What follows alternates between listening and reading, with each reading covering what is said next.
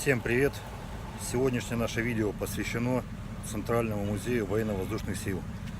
Сегодня день воздушного флота и в музее день открытых дверей. Пойдем посмотрим. Покупаем флажок. Может, ВВС возьмешь? Сегодня же день воздушного флота. Да. Все, идем. Экспозиция музея состоит из двух частей. Первая находится вот в этом помещении, это центральный вход. Вон там вот ангар, вот туда тоже зайдем. Вот, и дальше будет стоянка на открытом воздухе. На этом месте будет воздвигнут памятник воинам военно-воздушных сил. Вот, посмотрим. Интересная модель. Называется махолет Татлина или Летатлин. Туда садился внутрь человек, и самолет, вернее не самолет, а данный аппарат летел вот за счет мускульной силы человека. То есть человек вот так вот дергал за рычаги, махали крылья, и этот аппарат летел. Конечно, хотелось бы посмотреть вживую, как это все происходит. Что-то с трудом верится, что он может лететь, как птица. Но, возможно, так и было. Учебный самолет. Конструктор и летчик Анри Форман, Франция. Вот сюда садился человек. Здесь дергал за штурвал. Педалями изменял направляющие полета. Вот сзади находится пропеллер. Самолетные прицелы. Векторный механический прицел. Самолетный прицел бомбовый. Ну-ка посмотри, что там в прицеле. Ничего не видно. Привели роту солдат на экскурсию.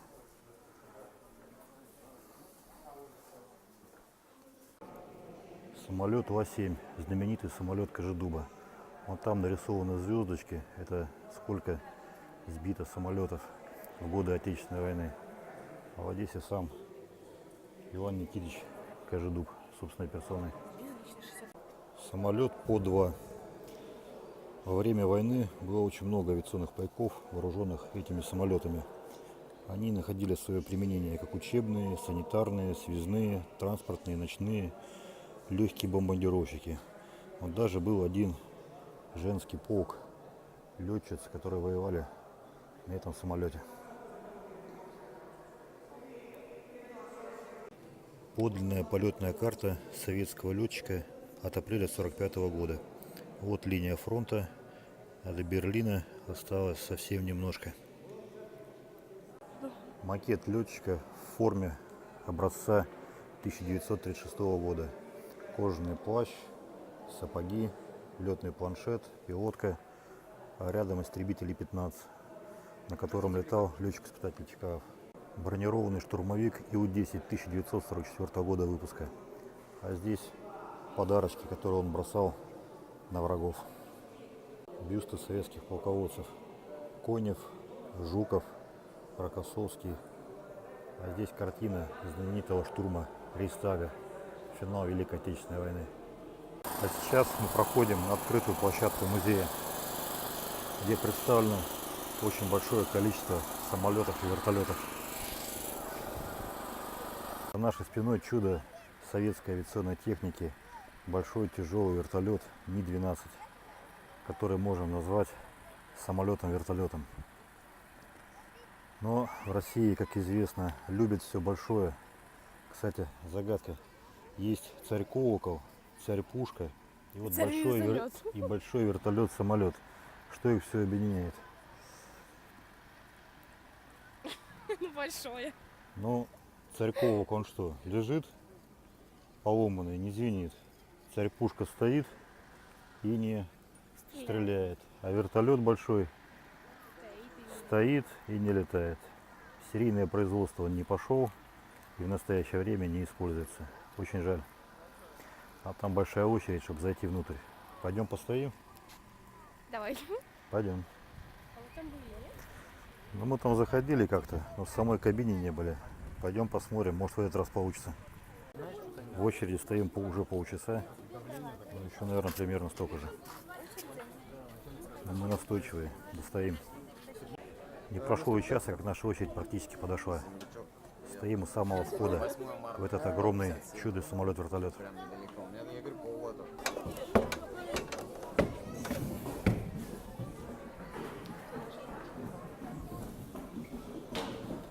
Кабина вон там, а там еще одна очередь. Общий вид грузового отсека, он настолько обширный, что сюда можно легко поместить несколько танков, пару вертолетов и очень много личного состава и других всяческих грузов. Стоим еще в одной очереди, на этот раз, чтобы попасть в кабину. Мы в кабине. Здесь место левого летчика, правого, штурвал, приборы, вид из лобового окна. Ну что, летим?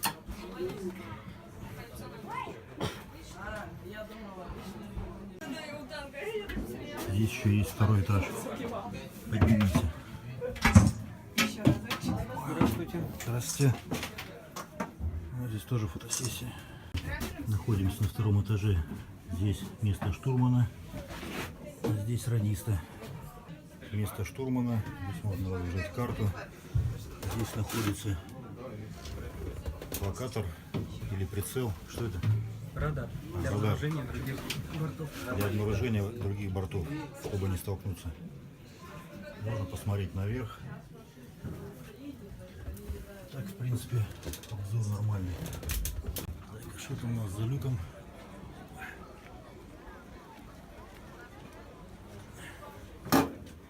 За нами военно-транспортный самолет времен Великой Отечественной войны 42 года выпуска Ли-2. Этот самолет участвовал в съемках фильма «17 мгновений весны». Вот в этих кадрах. На самолете для съемок фильма нарисовали немецкие свастики. А чтобы зритель не смог определить модель самолета, снимают только его хвостовую часть, кабину не показывают. Кстати говоря, данный эпизод снимали здесь же, на территории музея ВВС. На заднем фоне видны ангары музея. Легендарный штурмовик Су-25. Он использовался во всех войнах последние 25 лет. Афганистан, Чечня и ныне в Сирии. Очень себя хорошо зарекомендовал, очень хорошие характеристики, броня. Еще он по-другому называется грач. Первый советский пассажирский сверхзвуковой самолет Ту-144. Он участвовал в съемках фильма «Мимино».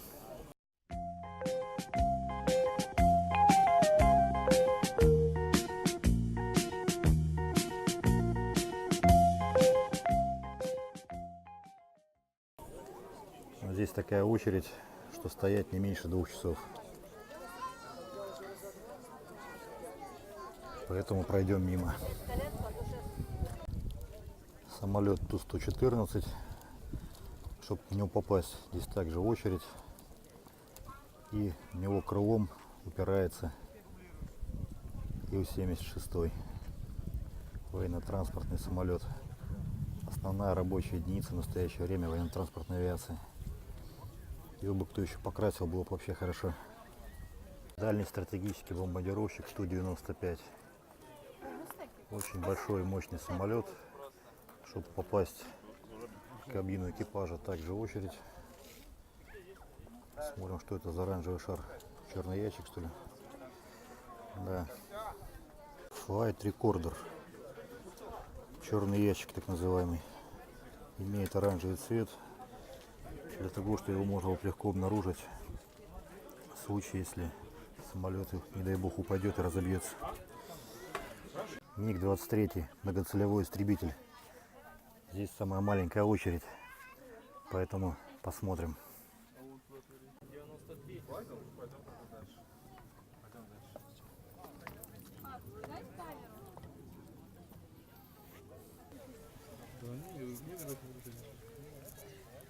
Кабина выцвела от солнца. Площадка с вертолетами семейства Ми. Впереди стоят 3 транспортно-боевых вертолета Ми-24 разной модификации. Вот это, например, Ми-24В. А вон там вот дальше, где кабина немного квадратная, Ми-24А. Блоки, которые подвешиваются на крыло вертолета или самолета, в эти отверстия заряжаются неуправляемые авиационные ракеты. Очередь, опять очередь. Так можно все время в очередях и простоять. Новейший российский учебно-боевой самолет Як-130. Его начали выпускать сравнительно недавно, всего 10 лет назад. И в настоящее время он активно используется для обучения курсантов-летчиков. На задворках музея имеется еще одно место, скрытое от посторонних глаз. Кладбище самолетов. Там находятся сломанные, развалившиеся небесные машины, которые в настоящий момент представляют из себя только жалкое зрелище.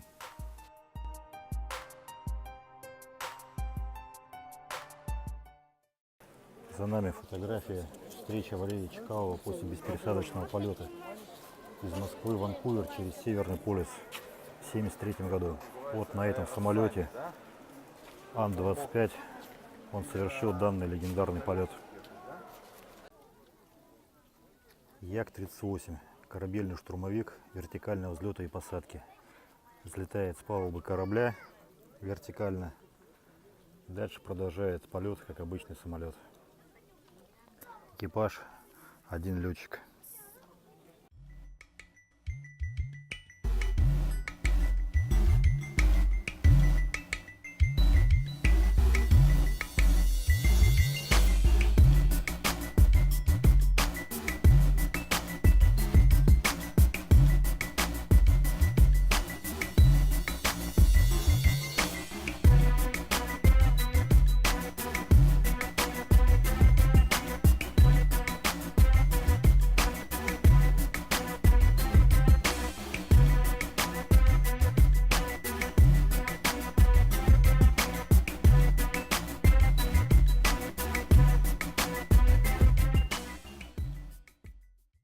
В конце видео я хотел бы рассказать о том, как добраться до этого музея для тех, кто здесь ни разу не был. Он находится в поселке Монино Щелковского района. Если ехать на электричке, то с Ярославского вокзала города Москвы до станции Монино или Фрязево. Не перепутать с Фрязино. Час 15 езды. Выходите со станции, через Северный КЛП заходите в городок, ну там дальше народ, думаю, подскажет. Если ехать на автобусе, то автобусы, которые следуют до Ногинска, Электростали из Москвы по Горьковскому шоссе. Если честно, я точно не знаю, откуда они отправляются, по-моему, откуда-то с района Измайлова. Но если на своей машине, то 37-й километр Горьковского шоссе. До Монинского поворота, налево, и там дальше Монино. Ну вот, в принципе, и все. Всем пока.